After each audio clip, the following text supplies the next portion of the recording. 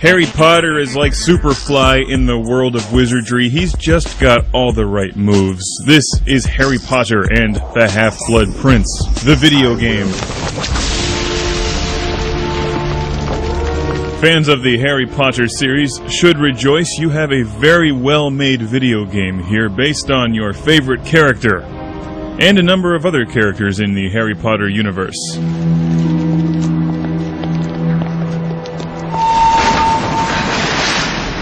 Draco's a Death Eater! Sneaking about listening in, were you, Potter? You do not kick Harry Potter in the head and expect to get away with it. This is the Xbox 360 version. This is also on PS3, Wii, and numerous other game consoles.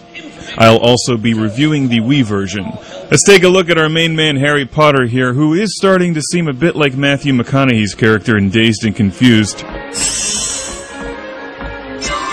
You move Harry around using the left thumbstick, and you can also move the camera around holding down the right trigger and the right thumbstick. We'll be putting everyone through a series of challenges to select Gryffindor's Quidditch team. But know this, just because you made the team last year does not guarantee you a spot this year. Oh yeah? Does that include you too? Don't be dense, he's the captain. Doesn't mean he's still a good seeker, does it? Actually, yeah, it kind of does. It's my book. And movie, and video game. If it's anything these guys should learn, it's don't mess with the title character of a series. It's not like Harry Potter is going to lose. That would be like a Harry Potter book not selling well.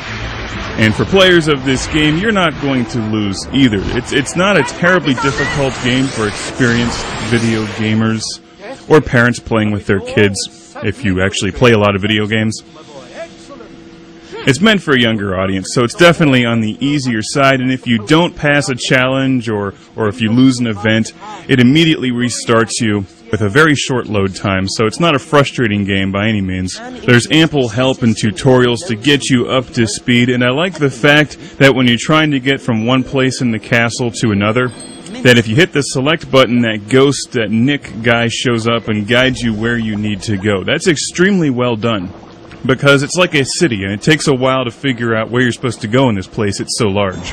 So Nick is like a GPS, if a GPS was a ghost running in front of you, giving you some hints and pointers along the way. What we're watching here is something you'll be doing a lot in Harry Potter and the Half-Blood Prince, mixing potions. Something that could have been so repetitive and so very irritating, yet they've done it very well. I found mixing potions in the game to be quite addictive and entertaining. You're following a recipe that uses ingredients from the Harry Potter series.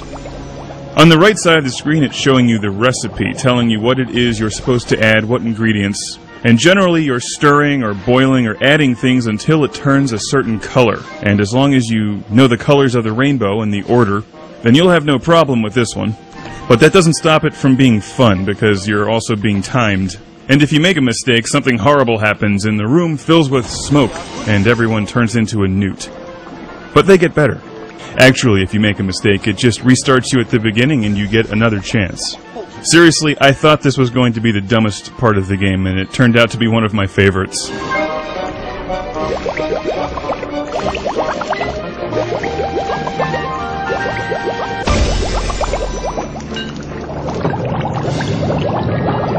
To boil, you move the right thumbstick on the Xbox controller up and down rapidly. To stir, you rotate it in a counterclockwise direction. You grab items with the A button and then pour them in with the right thumbstick. The designers of this game have shown a lot of creativity in how they use the Xbox 360 controller for a variety of gameplay functions. Malfoy sent that message. I go into a lot of video games based on a movie series with some bias, like Transformers or G.I. Joe, because I love those series and I know them so well. I don't know anything about Harry Potter, so I'm completely unbiased on this one. And I have to tell you, this is an extremely well-made game that's totally playable. It would not be my first choice of game to play because RoboCop is not in it, but RoboCop can't be everywhere at once. Detroit needs him. What we're watching now is dueling, a fighting combat part in the game. This is a lot of fun. Throughout the game, you learn various magic fighting moves, and they teach you how to do them, and then you can apply them to your next battle. The control system is extremely intuitive. I like to play very aggressively, like the Emperor from Return of the Jedi. I would freeze people and then run up on them cackling while I electrocuted them.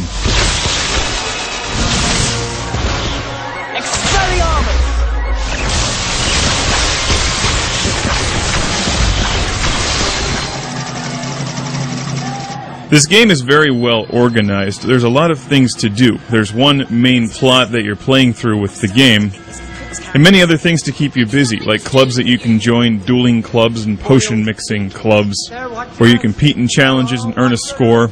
There's crests that you can run around and collect and find hidden all around the castle. The castle and grounds are huge, so there's lots of places to explore. You can pick up benches and throw them around and knock crests off the wall and pick up flower pots and hurl them at people. Innocently, though, you can't knock them over, the people. I tried several times. And what is this called? Quidditch? It just reminded me of speeder bikes from the Return of the Jedi. Everything kind of reminds me of Star Wars. In fact, I was wondering why Harry could levitate benches and not people, which I also tried. Apparently, magic is far less effective than the Force.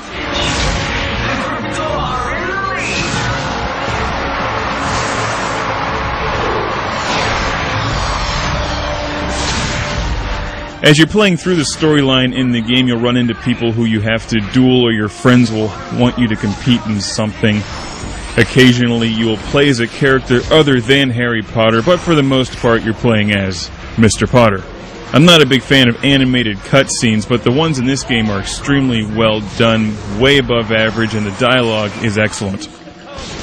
They do a nice job moving the story along.